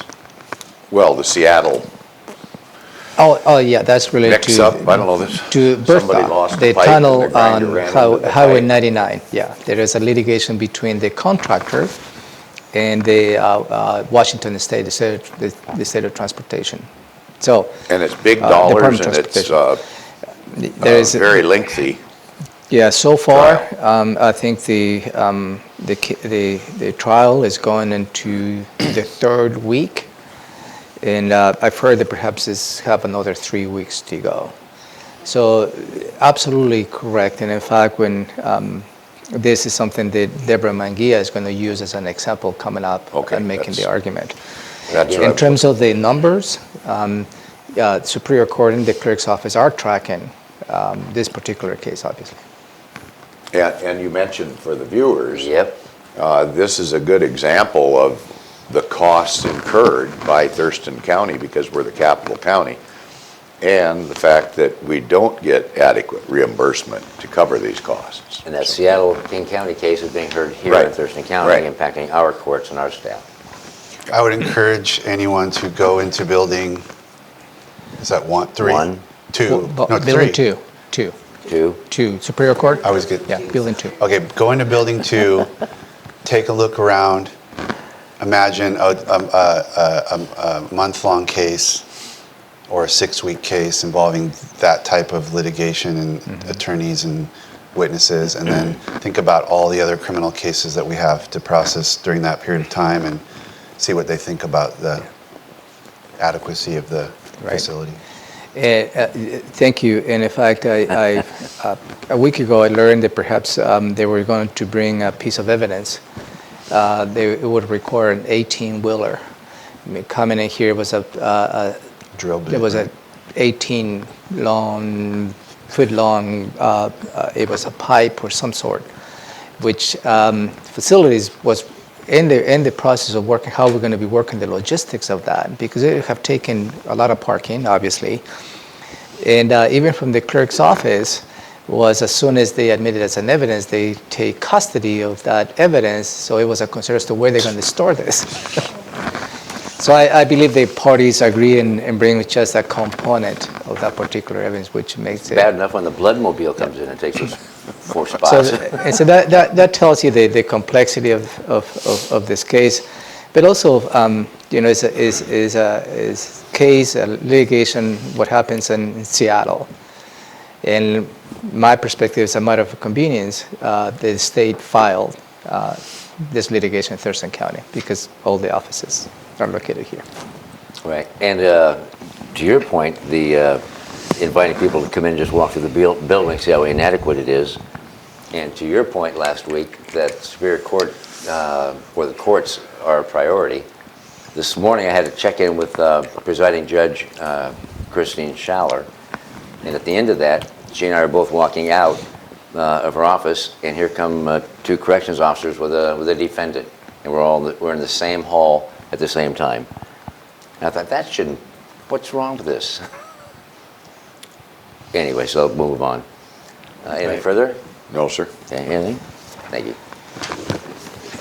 Number 2, under legislative update, is the WASAC federal legislation agenda. Yeah, this is just for your information, commissioners. I am a member of a committee from WASAC that is looking into the 2020 federal agenda, and had a couple of conference calls in which we start defining what that request will be. And some of the top elements will be the infrastructure-related request to the federal delegation. It's known that the current infrastructure, particularly roadways, bridges, is in great need of maintenance dollars. Also, as part of the agenda is the catastrophic wildfires. We have been seeing those more and more in the last couple of years. Also, opioid dependence, overdose, and fatalities, how we can, the federal government can provide funding to address those issues. And also, the payments in lieu of taxes is also part of the agenda as to how we can address the federal allocation to do this. Because you may know the PILT, the payment in lieu of taxes, is a yearly appropriation the federal government has to do. This particular intent is hopefully it can be part of the ongoing issues without having to revisit this every year. And the other item is the secure rural schools. And there's some other items that's still a part of the discussion. We have another conference called in the next 2 weeks where this list is going to be narrowing down, and I will keep you posted as to how the final list will be. This is just more for your information. Thank you for that packet. Any questions at this point? Will we discuss this next week? It'll be pared down? No, in a couple of weeks. Okay. In a couple of weeks is where I have a follow-up conference call. What are all the yellow pieces? This is some of the comments, some of the members of the committee wanted to have a discussion. It really doesn't have any relevance to this. This is just the document I'd like to share with you.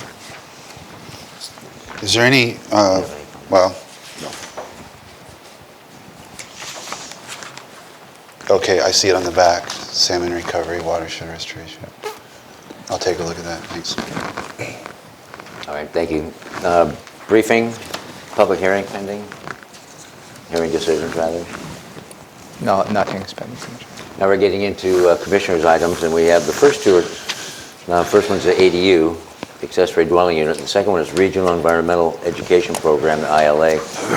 And we have guests here that have been sitting here. Like I said, you're here for the long haul. So you want to take that one first? We can do that one first. They're going to watch either one. Are you? Let's go in order then, so I don't get confused. ADU. Yeah, this is a follow-up to the docket item related to the accessory dwelling units, and staff will walk you through as to what staff have done so far and perhaps the next steps.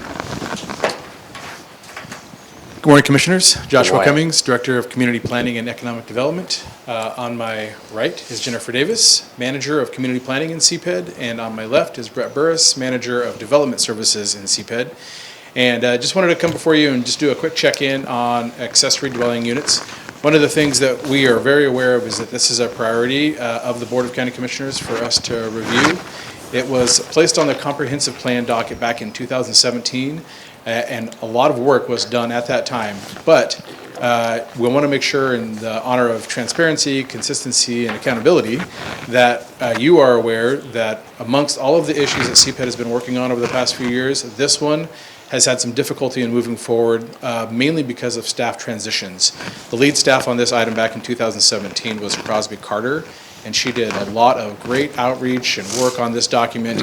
And then it was handed off, she went on to lead Thurston Thrives, and then it was handed off to Allison Osterberg, who did her best to put it all back together and bring it forward, and then she moved on to an excellent opportunity at TRPC.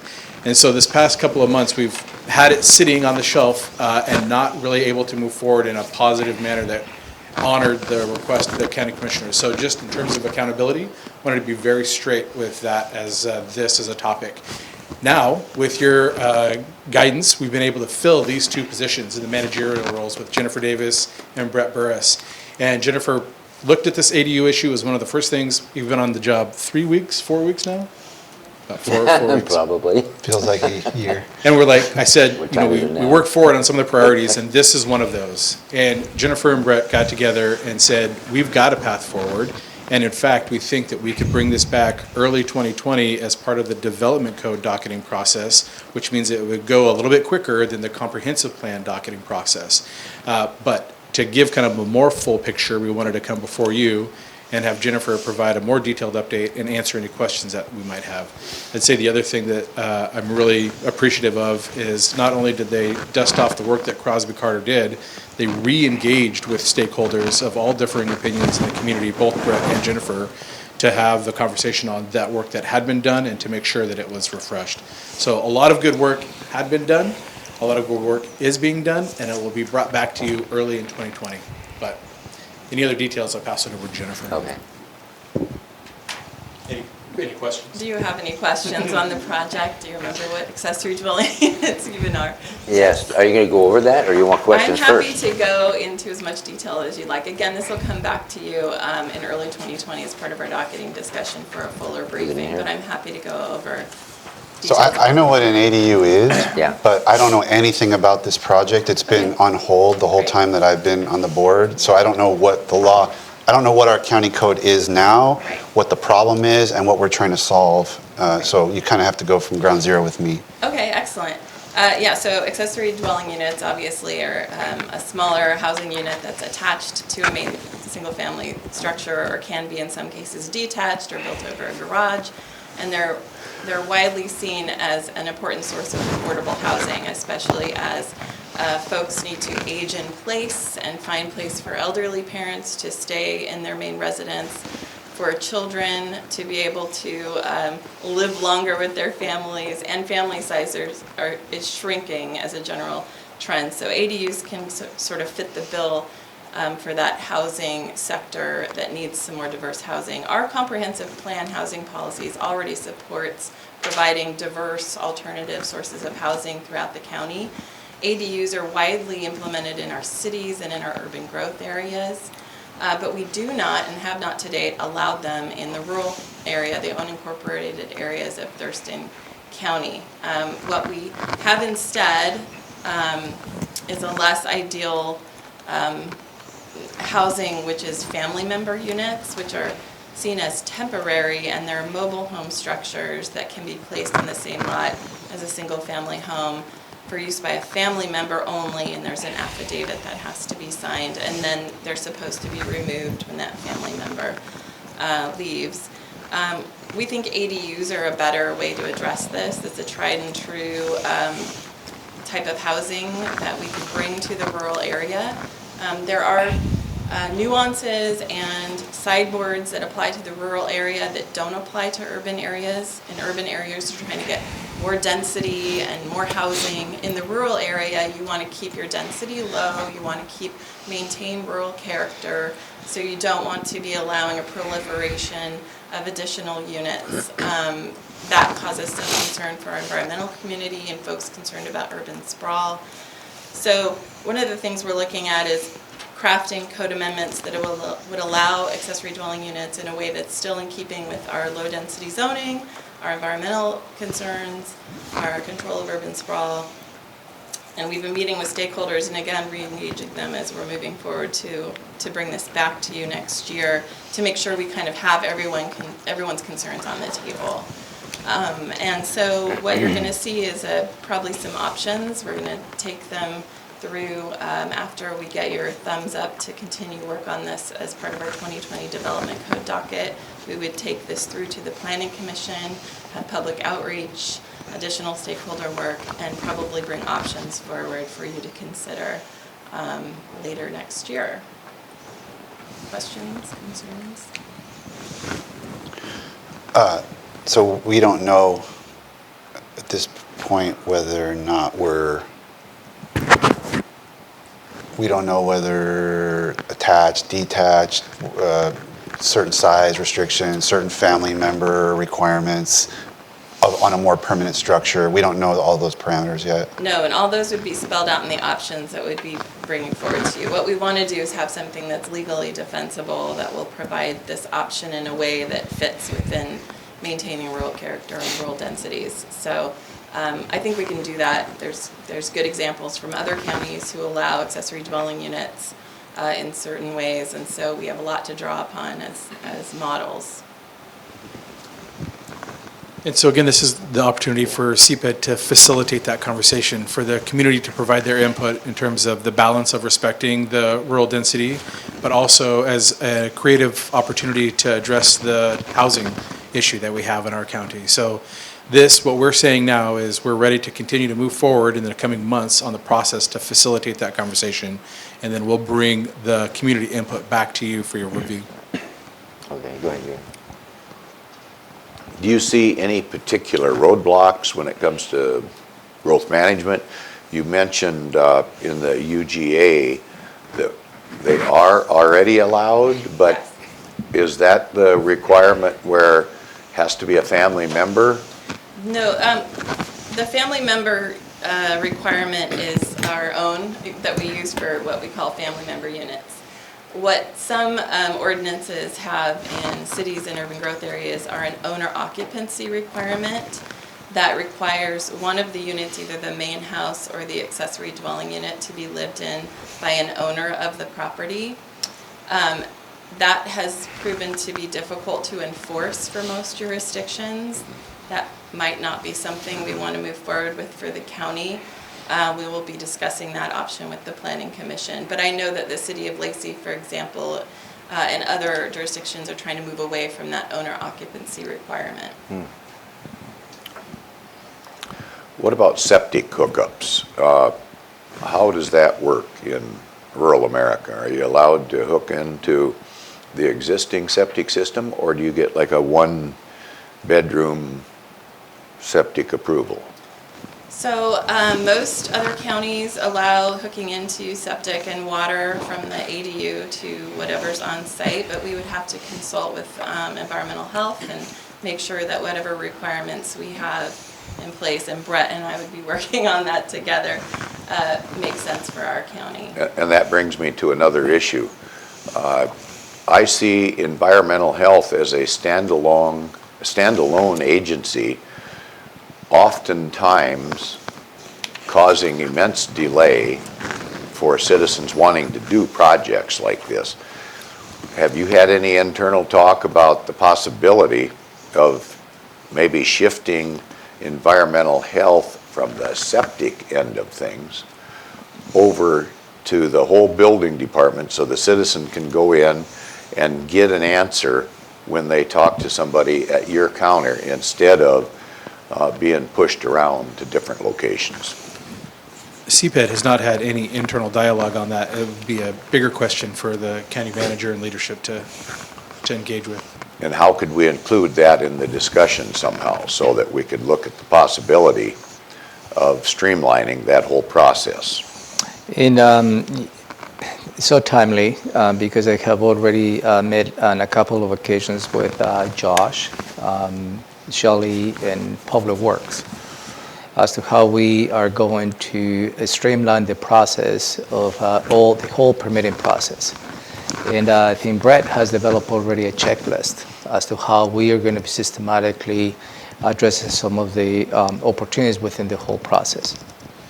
But what you're asking is a reorganizational change. And that reorganizational change is a different set of discussions. And a reorganizational change, we have to see what is the value.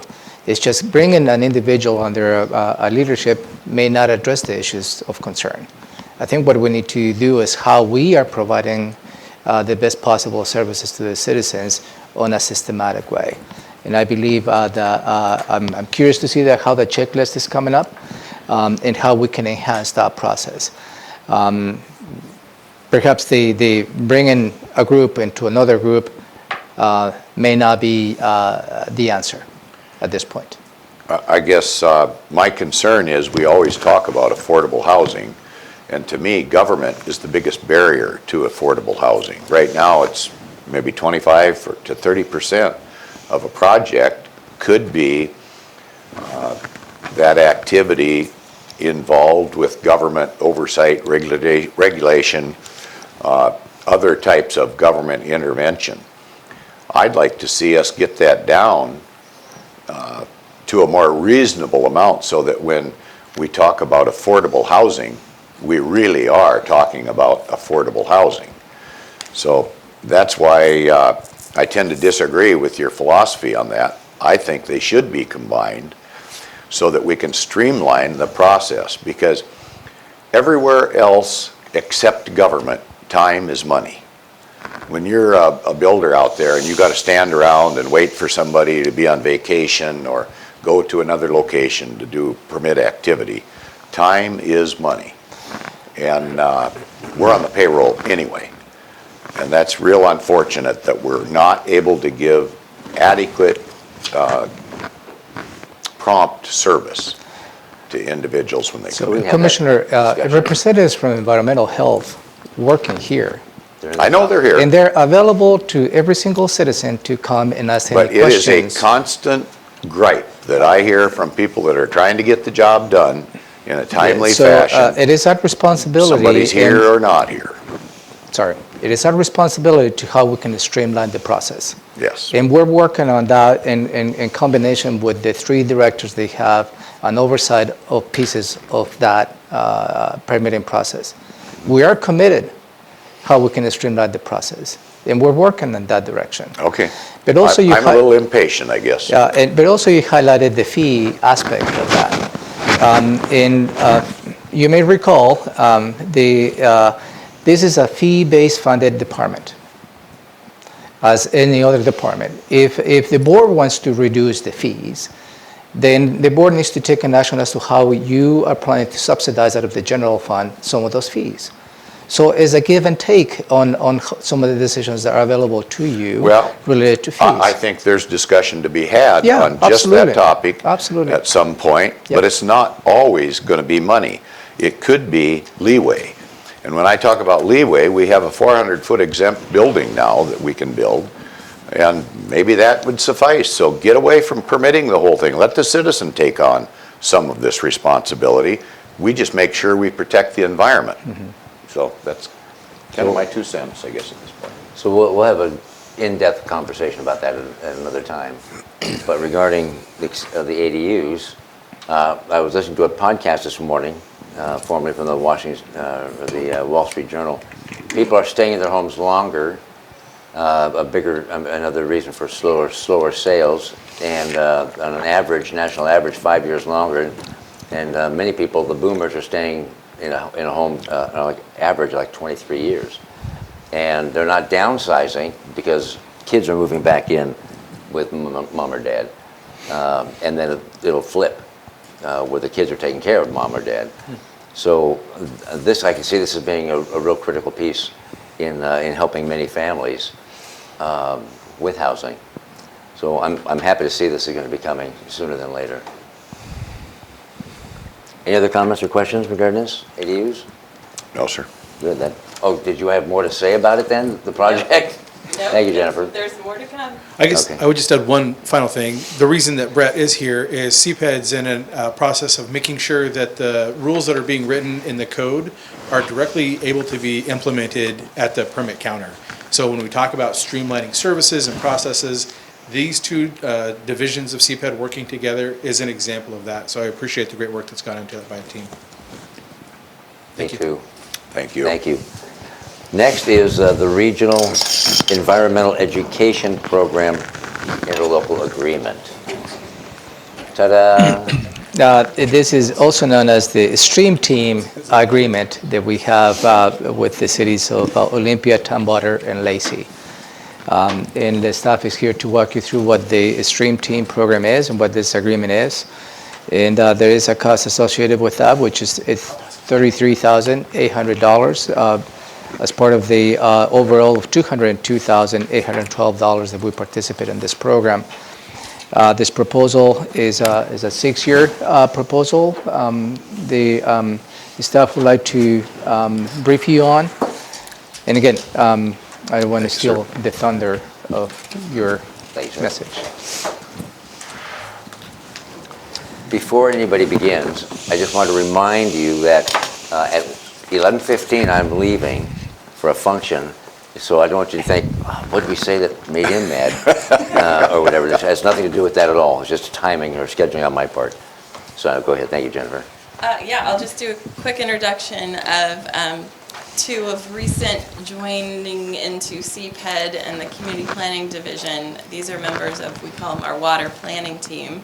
And this is Anne Marie Pierce, who's Education and Outreach Specialist / Stream Team Guru, and Mark Beaver, who is the leader of our water team unit. And I'm going to turn it over to them to talk to you about what the Regional Environmental Education Program is and why we're renewing the interlocal partnership agreement with the cities at this time. Hello. Hi. Can you hear me okay? Yes. Do you have any questions first, or would you like me just to give you a little bit of background information? I got a very simple question. Yes. What's your last name again? Pierce. Pierce. Okay, thank you. Thank you. That's it. So we're here today just to, in an effort to be able to continue the excellent and very successful partnership that we have with the cities of Lacey, Olympia, and Tumwater, where we've been partnering on environmental education and stewardship activities, mainly under the umbrella of Stream Team, but also doing other kinds of education and outreach to our residents and to businesses throughout the cities and the county. So I've handed out a couple of items here. You'll note that the cities of Olympia and Tumwater have already signed what we call the Regional Environmental Education Program, ILA, or REAP for short. It is on the calendar for the city of Lacey. It's a 6-year agreement which has already been reviewed and approved by the Prosecuting Attorney's Office for Thurston County. And the county's maximum proportion that we would contribute on an annual basis is $33,300. I gave you our fall Stream Team newsletter there, which highlights some of the regional activities that we offer through the Stream Team program. And then if you also flip over to the back side of this one-page handout, I've given you some examples of some of the other things that we partner with the cities on, mainly providing consistent regional messaging and programs aimed at residents to help them create less pollution that could get into our water resources in the county through activities at home and also helping businesses as well. And then with our Stream Team program, you might be familiar with the various tree planting projects that the Stream Team program does throughout the cities in the county. And I listed a couple other items there as well.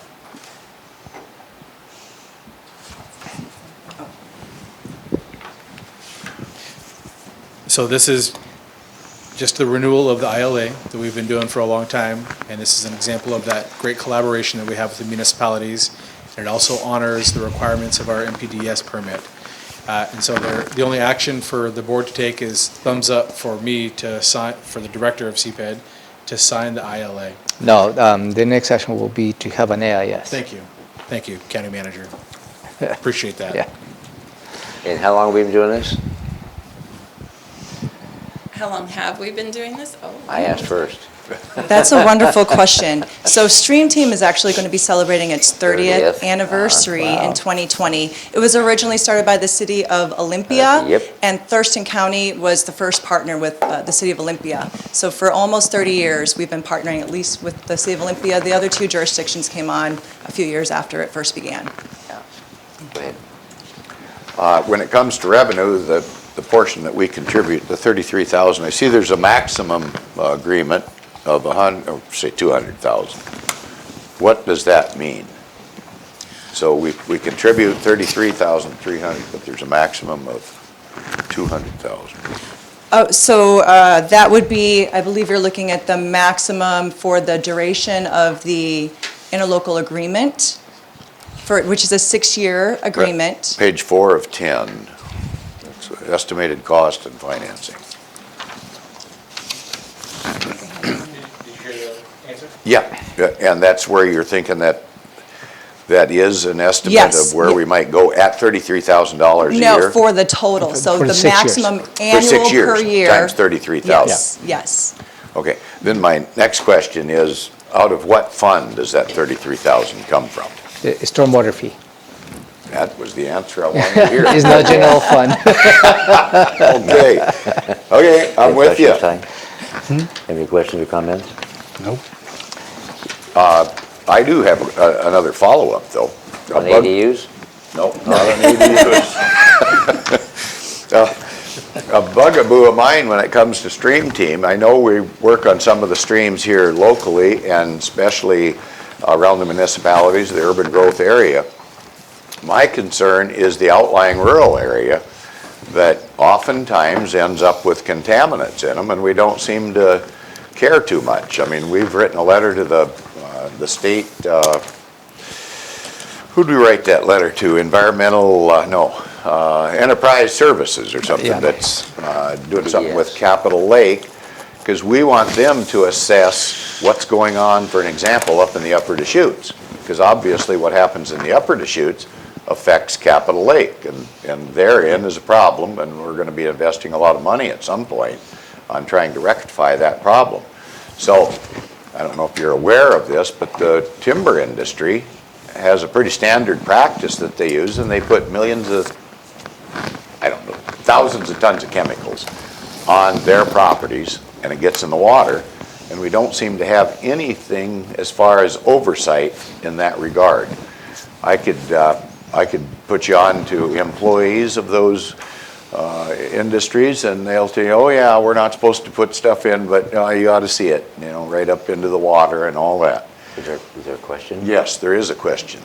I would like to see some emphasis, you're looking into, for the municipalities and the urban growth area, I'd like to see a look at the whole county and how we can do that, yet to be determined, but I know that the health department is now doing some water sampling in the upper Deschutes, so I'd like to see you working together with anybody that is doing any kind of monitoring or coordination of any type. I like to see government working together rather than an individual subgroup maybe working over here and not even knowing what this other group is doing.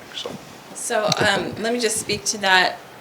I love the question because we do a lot of data collection throughout the county, water quality, water quantity, we do watershed planning, we have land use and zoning regulations, we have grants that are allowing us to do riparian restoration work throughout the county. We have a lot of hands throughout the county in maintaining good quality water. And what we do have is an interdepartmental coordinating team that brings people together on at least a quarterly basis, if not more often, where all of these folks working from all these different angles come together and discuss how to coordinate exactly what you were talking about, and can we do better and get a bigger lift by coordinating some of our efforts in data collection, in planning, in implementing regulatory changes, in better communication and outreach to residents and stewardship activities and restoration activities.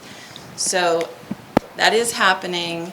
It's based on coordination among the departments, and I think it's a great future briefing all by itself for all three of you about what that work has been yielding over the past several years. Okay. Yeah, very good. Maybe I'd just throw one other thing in, that there is a forest practice board that is a state board, and then we have ecology that issues permits based on recommendations from that state board, and then we have the DNR that oversees the application from those permits, and the state Fish and Wildlife also signs off on that. And I can tell you that it's not been readily known to other agencies, and that's my concern. Jennifer Belcher used to be our lands commissioner. When I talked to her within the last 6 months or so, she didn't even know that the forest industry was doing this type of activity. So, and I can only tell you many people don't know what is going on when it comes to corporate contamination. So, just throw that out. Very good. Anything? So you're looking for a thumbs up? So your concurrence will bring this item as an AIS for you to give direction to the Director of CPED to sign this agreement. Okay. Yeah. Good. Next week. Thank you, thank Four you, thank you, votes. thank you, thank you, thank you, thank you. Great. Could we, Mark and Jennifer. since we have 9 minutes before you leave, can we discuss the Squaxin Island issue I circled it so we can do before that, we yeah. go to ERP? Yes, Because I want to, I think there was time sensitivity. that's why I did that. Yep. So we can get to that next. This is an item the board has discussed in the last couple of weeks. Commissioner Minzer on October 21st received October 17th, I'm sorry, request from the Squaxin Island Tribe, consider whether the Board of County Commissioners will consider a support letter for a property they call the Cougar Point, and there is a parcel associated with that particular property which is located in Mason County. I believe it's near the border with Thurston County.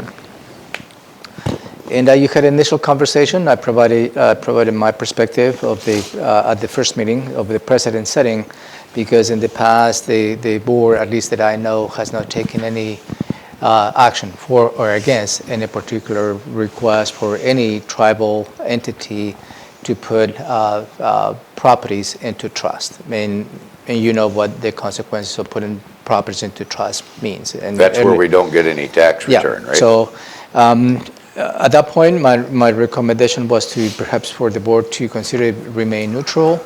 During that conversation, Commissioner Minzer suggested he was going to be reaching out to commissioners from Mason County and see where they are and on this particular request.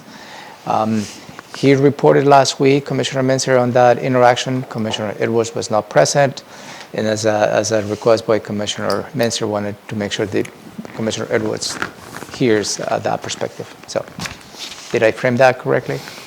Yeah, it's in Mason County. I checked with Commissioner Schutte, who said that both he and Commissioner Trask were sending letters of support themselves. No issues from Mason County's end. He didn't say about the third commissioner, whether he was opposed, but he simply said, no issues on my end. Commissioner Trask and I are signing a letter as well. So based on that, I intend to send a letter unless the board would like to send a letter collectively. I didn't want to send my letter until we'd had a chance to vote on whether or not the board was going to send a letter. Okay. Well, before I would be willing to sign off on this, I would want to know considerably more about what this might entail and what the effect might be down the road. I mean, is there going to be a store go into that location, or is there going to be a loss of a tax base at some point? I see that we're finally going to be talking about payment in lieu of taxes from the federal government, and I'd like to see, what the tribe's position is. I just don't know enough. Okay, there's no problem. We'll just deal with it individually, not worry about board actions, let the board stay neutral. It doesn't impact, from what I understand, it doesn't touch Thurston County at all, correct? No, and I believe the intent of this is more of environmental preservation as opposed to development, as I understand the gist of this request. Just to bring it back, when any particular tribe here in Thurston County requests the Department of Interior through the Bureau of Indian Affairs to put any fee property into trust, we get an opportunity to respond to that request. In the response that we provide as a county, we provide in terms of the impacts on the property tax, the impacts on any type of taxation as a source of revenue that this particular action will have negatively impacted the county. And that's very procedural. We have responded on every single request that we get. But at least from my point of view, just by providing that response to the Department of Interior has not changed the outcome of any particular property going into trust. So from that point of view, addressing Commissioner Edwards' comment, we get that opportunity to provide that perspective on properties that are considered within Thurston County. In Mason County, it will be difficult to do that because we wouldn't have any oversight of the impacts on the property tax and any other taxation. So I'm hearing is no board, no formal board response, individual letters, That's what I'm hearing. if the commissioner wants to do so, okay. Number 3 is ERP project status.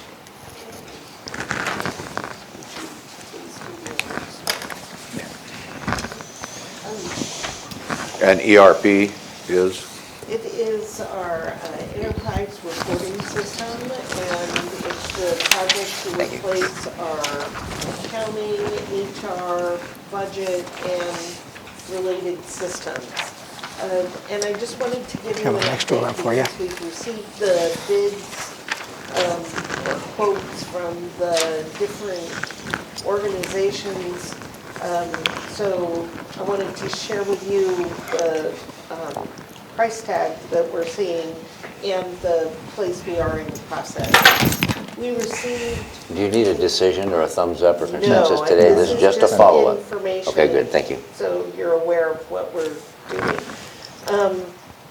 We received, I think, either 9 or 12 responses to our RFP, and the selection committee went through and moved 3 of those forward to implementation. Collaborative would be implementing the Workday system. Grant Thornton proposes to implement Infor, and Sierra Cedar is proposing Oracle.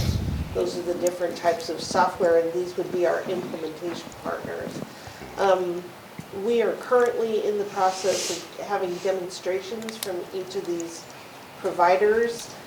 We've already seen the Grant Thornton presentation. There are 3-day demos where they go through a scripted presentation of what the system will do in response to what we need. So Grant Thornton already did their 3 days. Next week and the following week will be the last 2.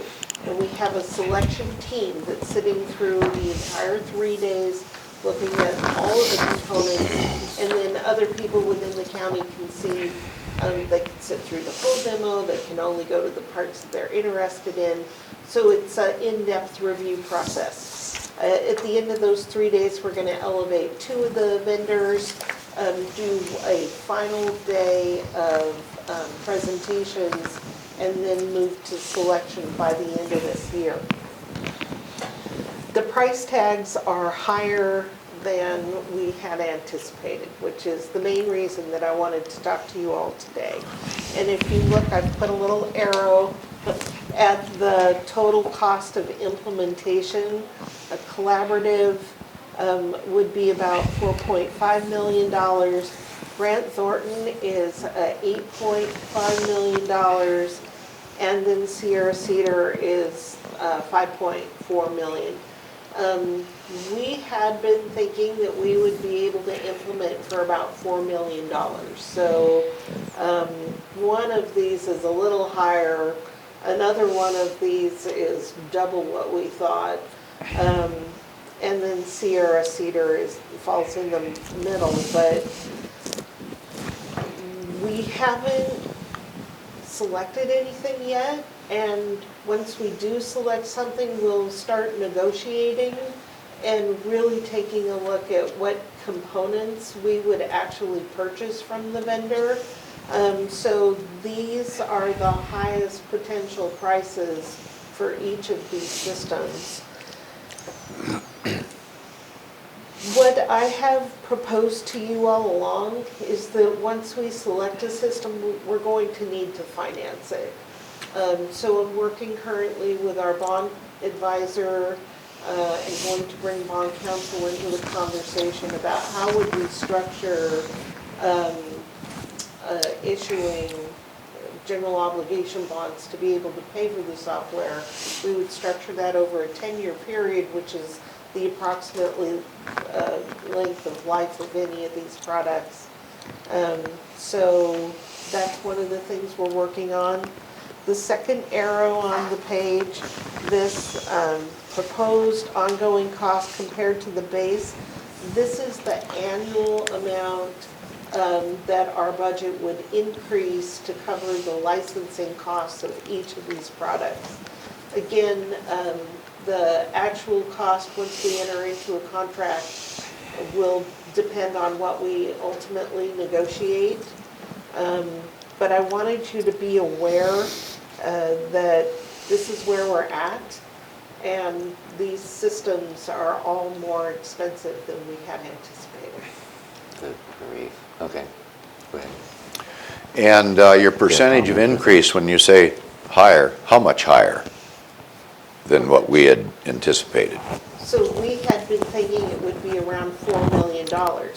So And if we chose collaborative, it'd be about 13% higher. If we chose Grant Thornton, it would be about 200% of what we thought it would cost. And again, that's the highest possible if we just went with what they proposed. This is before any kind of negotiations for which of their components. And is one that much of a better product than the other, for an example, compared to the price? That is exactly what we're trying to assess during these demonstrations. And Dennis is on this? Dennis is closely involved in this project, yes, he is. So more to come. Yes, much more to come. And when you talk about bond and revenue, that becomes a pretty interesting topic that'll probably develop pretty good scrutiny. I'll just point that out, so. Okay. Ralph? I don't know that we need to continue on. We're good to go, I understand. right? We always run out of time. Did you have anything? Like other items? Yep. Do you have anything that you want to push forward on? We can certainly do so until I just have 11:30, is that right? I just have the public testimony item. Okay. That you were absent last week. Mr. Pettit provided testimony last Tuesday where he alleged that we held an illegal meeting back in November 29, 2019. I did watch the TV portion of. So, we checked with our attorney. We properly noticed the meeting. That meeting was conducted within the purview of your normal business hours, Monday through Friday, 8 to 5. And again, the agenda was posted 24 hours in advance. During the meeting, there is a video recording of that meeting. And that recording was a little bit of misunderstanding of the action that was supposed to be taken by the board, but that was clarified by you on that, and the proper action was taken. And the issue was related to approving the revenue aspects of the budget for 2019-2020.